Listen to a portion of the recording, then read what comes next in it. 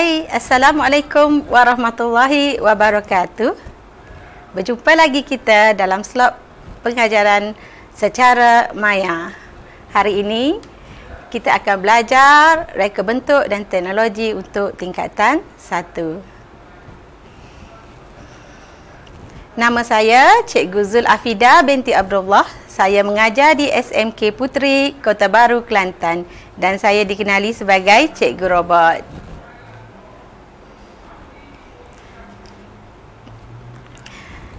Okey, untuk hari ini kita akan meneroka tajuk 1 iaitu dunia reka bentuk. Dan standard pembelajarannya adalah mengaplikasikan prinsip-prinsip reka bentuk dalam mereka bentuk objek asas, membanding beza elemen dan prinsip reka bentuk, meneroka kriteria reka bentuk yang baik dan membina objek asas. Okey, terlebih dahulu saya ingin menguji pengetahuan sedia ada murid. Jadi ingatkah sebelum ini murid-murid telah belajar berkenaan dengan elemen reka bentuk, iaitu garisan, rupa, bentuk, tekstur, saiz, warna dan ruang. Kemudian pelajar juga telah belajar berkenaan dengan prinsip reka bentuk, iaitu keseimbangan, pengulangan, kontras, kesejajaran, pergerakan, ruang dan berdekatan. Okey, kita masuk kepada tajuk 1.1.4, iaitu mengaplikasikan prinsip-prinsip reka bentuk dalam reka bentuk objek asas. Okey. Prinsip reka bentuk adalah tunggak utama dalam penghasilan sesebuah reka bentuk. Reka bentuk yang baik adalah reka bentuk yang dihasilkan dengan menggunakan prinsip-prinsip reka bentuk. Murid perlu mahir dengan kesemua prinsip reka bentuk tersebut untuk membolehkan murid mengaplikasikannya ketika menghasilkan satu reka bentuk. Contohnya, murid hendak menghasilkan satu reka bentuk jam tangan. Murid perlu mengambil kira prinsip reka bentuk yang ada pada produk tersebut. Okey, jadi langkah yang perlu murid ikuti ialah, yang pertama, murid perlu memilih elemen rupa yang sesuai. Misalnya, jam itu bulat dan oktagon. Jadi, murid akan melakarkan elemen bulat dan oktagon tersebut. Yang kedua, pastikan lakaran itu mengikut prinsip reka bentuk. Contohnya, prinsip ringkas dan seimbang. Okey, kita lihat kepada contoh. Jadi, langkah yang pertama, melakar reka bentuk objek asas pentagon. Jadi, kita sudah tahu, kita sudah pilih objek bulat dan pentagon. Jadi, kita akan mula melukis garisan untuk membentuk oktagon. Cikgu ada sediakan link untuk pelajar mengetahui cara melakar oktagon dan bulatan tersebut untuk menghasilkan jam. Jadi, boleh klik pada bahagian keterangan dalam YouTube ini. Okey, kemudian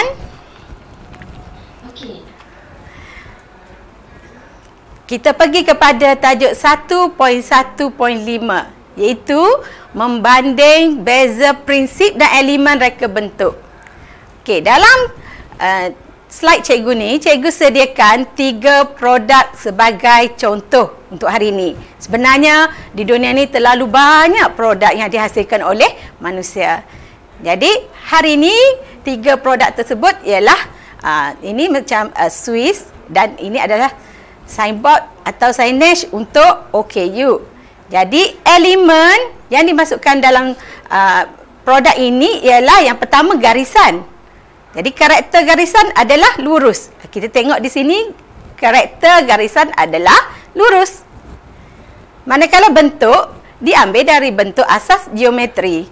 Jadi 4 segi itu adalah asas geometri. 4 segi, dan sini ada bulatan. Okey. Manakala untuk bahagian prinsip reka bentuk, okey, cikgu tekankan sini, cikgu ambil 2 sahaja daripada 7 prinsip yang telah kita belajar. Yang pertama, penekanan. penekanan diberi kepada simbol OKU. Ni adalah simbol OKU.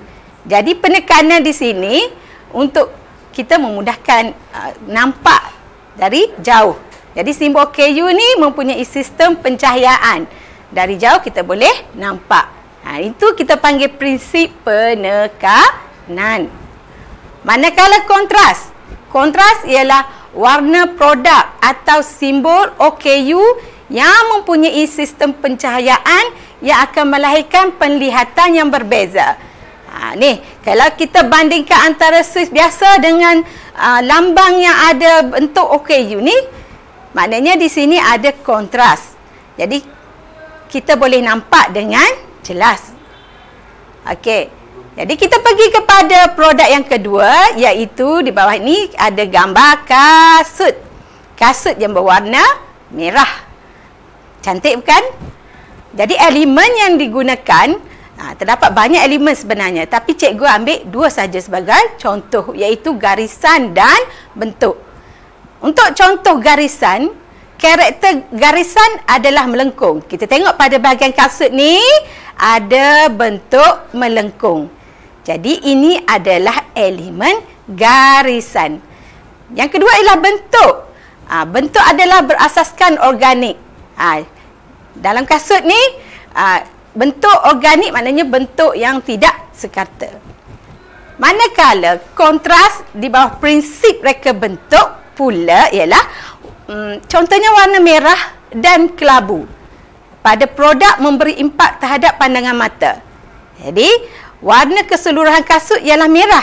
Apabila diwarnakan dengan warna kelabu, maka ia akan menyerlahkan lagi kasut tersebut. Okey? Faham? Seterusnya kita pergi kepada produk yang ketiga, iaitu kerusi. Kerusi rehat. Modelnya, bentuknya sangat menarik.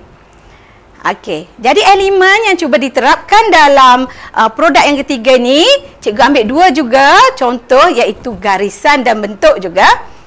Di mana karakter garisan adalah melengkung. Kita tengok kerusi ni berbentuk melengkung. Jadi bentuk ini juga adalah berasaskan organik. Dari sudut prinsip, kita ambil penekanan, iaitu diberi kepada bentuk yang berulang-ulang pada kerusi. Kita tengok di sini, bentuknya berulang-ulang. Ada berbentuk melengkung dan ianya berulang-ulang. Seimbang antara satu sama lain. Dan warna-warna adalah warna yang menarik. Di sini cikgu nyatakan warna pastel. Warna lembut.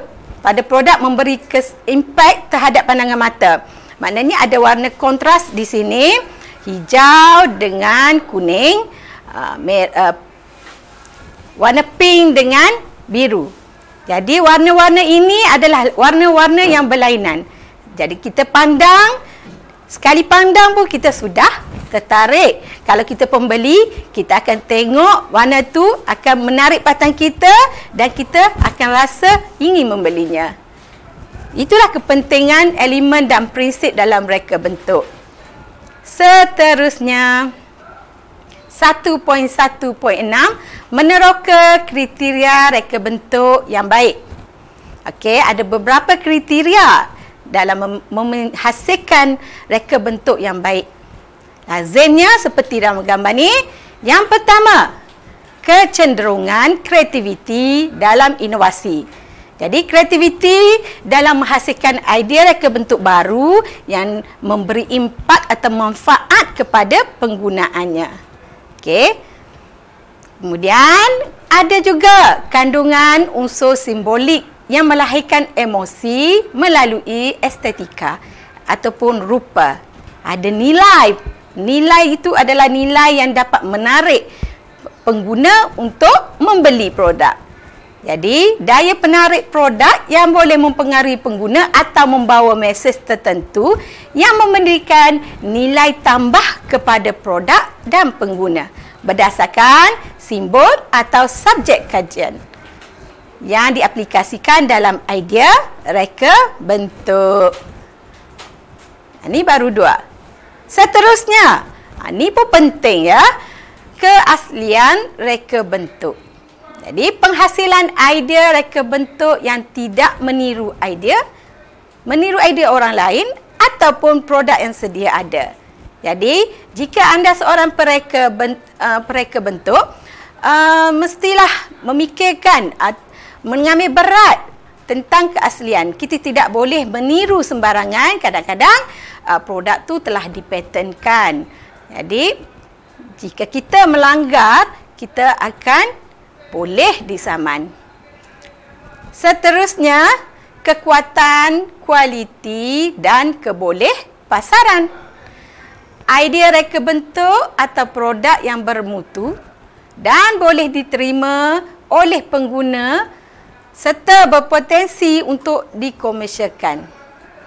Jadi idea tu idea yang baik, idea yang berkualiti. Jadi kalau kita sebagai pengguna pun, bila kita lihat, kita akan tertarik bukan sahaja sebab bentuk tapi kualitinya. Okey. Dan seterusnya ialah ergonomik. Ergonomik ialah mengimbangi interaksi di antara produk, pengguna dan persekitaran secara fizikal dan psikologi seperti keselesaan, memudahkan penggunaan atau keselamatan. Dan untuk subtopik yang terakhir iaitu 1.1.7 membina objek asas. Jadi objek asas sebenarnya boleh dihasilkan melalui teknik pembinaan dengan memilih rupa geometrik. Antara teknik pembinaan objek asas adalah seperti berikut. Pembenaman, pembuangan, penyatuan, peleraian, lipatan ataupun kaedah hamparan. Ini contoh untuk rupa geometrik. Ada berbentuk bulatan, oval, segitiga, segi empat, trapezium dan lain-lain. Jadi ini teknik yang pertama iaitu teknik pembinaan pembenaman. Okey. Pembenaman adalah teknik apabila objek asas dimasukkan ke dalam objek yang lain. Contohnya kita hendak menghasilkan tanggam. Tanggam ni dibuat daripada kayu lah biasanya. Okey, contohnya untuk pembinaan frame tingkap. Jadi untuk menyambungkan antara bahagian dengan bahagian yang lain, kita gunakan teknik pembenaman supaya cantumannya kukuh. Okey. Teknik yang kedua ialah teknik pembuangan. Teknik ini dilakukan pada bahagian yang tidak dikehendaki. Contohnya, kita ada blok 4 segi, kemudian kita hendak hasilkan bentuk-bentuk seperti oktagon ataupun trapezium. Jadi bahagian yang tidak diperlukan akan dibuang atau dipotong. Ini kita namakan pembuangan. Yang ketiga, teknik pembinaan penyatuan. Teknik ini dilakukan dengan 2 atau lebih objek tanpa pembuangan atau pembenaman. Penyatuan bermaksud kita lakukan teknik dengan cara lipatan dan tidak melakukan pembuangan ataupun pembenaman. Kita cuma lipat saja. Okey, dah faham? Kalau faham, kita teruskan dengan teknik pembinaan peleraian. Apa itu peleraian? Okey, teknik peleraian maksudnya bahagian yang boleh dipisah dan dicantumkan semula. Pernah tengok kan? Jika kita beli perabot, ada perabot yang kita kena pasang sendiri. Jadi, kita akan ikut arahan pada kertas yang dilampirkan dalam kotak kita. Okey, kita ikut dan kita pasang ikutlah arahan yang dilampirkan. Ini kita panggil teknik peleraian. Boleh dipisah dan boleh dicantum. Jika ada salah, kita boleh cabut dan boleh pasang semula. Jadi, senang bukan? Okey, kemudian teknik pembinaan iaitu lipatan atau dikenali juga sebagai kaedah hamparan. Kita akan lukis bentuk yang kita hendak buat projek tu dan kita cuba cantum, kita buat lipatan. Seperti inilah. Kita nak hasilkan bentuk kuboid, kita cuma lipat sahaja. Di sini tidak ada teknik letak gam ataupun potong-potong, tidak ada. Inilah kita panggil teknik lipatan.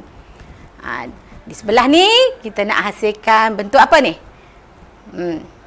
Trapezium kan? Ataupun kita boleh buat juga silinder. Semua jenis objek tu dia boleh dilipat sahaja. Okey, kita tengok lagi contoh objek-objek asas.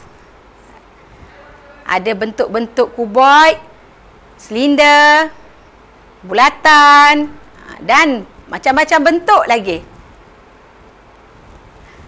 Okey. Di sini kita cuba tengok penilaian objek yang baru dibina berasaskan elemen dan prinsip reka bentuk. Kita akan buat penilaian. Kita sudah belajar berkenaan dengan elemen dan kita sudah belajar berkenaan dengan prinsip. Jadi, cuba kita tengok contoh pada paparan di skrin ni. Okey, ada objek baru. Jadi, cuba tandakan right atau tick jika ada elemen garisan pada objek ini. Jika ada, kita akan tick ada. Rupa ada. Kalau ada pun kita akan tick bentuk, warna, tekstur, saiz, nilai dan ruang. Antara 8 elemen ni, jika tidak ada kaitan, kita perlu pangkah atau tidak perlu tanda apa-apa. Tak semua objek mengandungi elemen. Okey, di sinilah harus kita belajar berkenaan dengan penilaian objek. Kita boleh aplikasikan dalam objek yang kita hasilkan. Begitu juga dengan prinsip. Objek yang sama, kita cuba nilai dari segi keseimbangan. Tengok kiri kanan bahagian sisi. Adakah nampak seimbang? Kalau seimbang, tandakan tik. Dan pengulangan, adakah bentuk tu diulang-ulang? Nampak macam diulang-ulang, ada sisi yang sama. Jadi boleh tik. Kepelbagaian. Saya rasa di sini tidak ada kepelbagaian. Dia cuma ada bentuk segitiga. Jadi jika tidak ada, di sini kita tidak perlu tanda apa-apa ataupun boleh tanda pangkah. Kontras. Kontras bermaksud warna berlainan. Jika tidak ada kaitan pun tak perlu tanda. Keringkasan, ya betul. Kesatuan juga betul. Pergerakan, tidak ada pergerakan di sini. Penekanan, ya mungkin ada. Dan memang pun ada penekanan ni bentuk di sini. Dan harmoni, ya harmoni. Kita tengok benda tu ada suatu objek yang dapat dihasilkan. Okey. Seterusnya, cikgu akan tunjuk satu aktiviti pengajaran. Jom kita tengok sama-sama.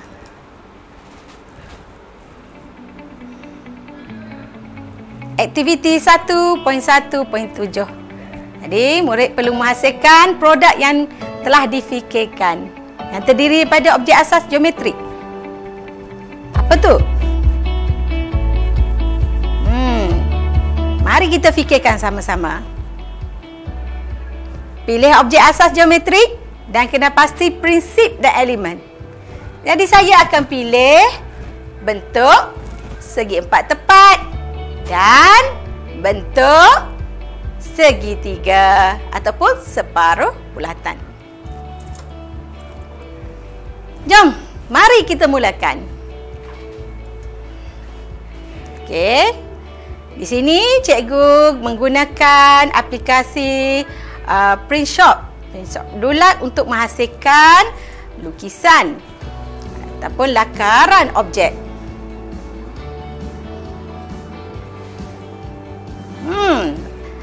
Agak-agak apa yang kita nak hasilkan ni? Ya, betul.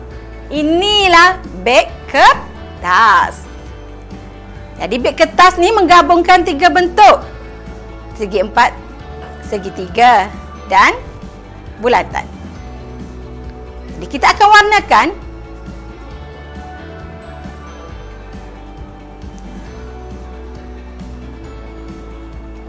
beg kertas itu, dan kita cuba terapkan elemen warna dan kontras di sini. Masukkan sedikit logo. Boleh pilih warna.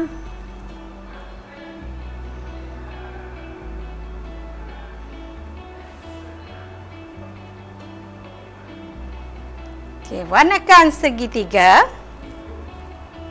Wow. Ya, masukkan warna kuning pada logo dan pada tali beg kertas.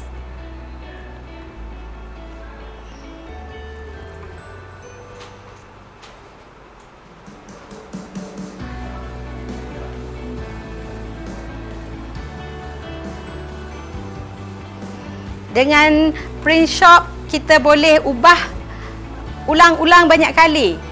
Jadi kalau ada salah, kita boleh padam dan kita boleh buat balik. Atau nak tukar warna, boleh saja. Berbeza dengan kita buat manual. Jika kita warna, kita tak boleh padam lagi. Kita mesti lukis balik. Tapi bila kita guna aplikasi ni, dia akan memudahkan kerja melakar objek kita. Jadi itu saja prinsip dan elemen. Jadi setelah objek siap dilukis, iaitu beg kertas tadi, kita akan masukkan elemen dan prinsip. Jadi kita akan tandakan bahagian-bahagian yang kita panggil prinsip dan elemen tadi. Oh, contohnya di sini prinsip keseimbangan berada di bahagian bucu beg kertas. Dan lain-lain lagi tanda untuk prinsip dan elemen.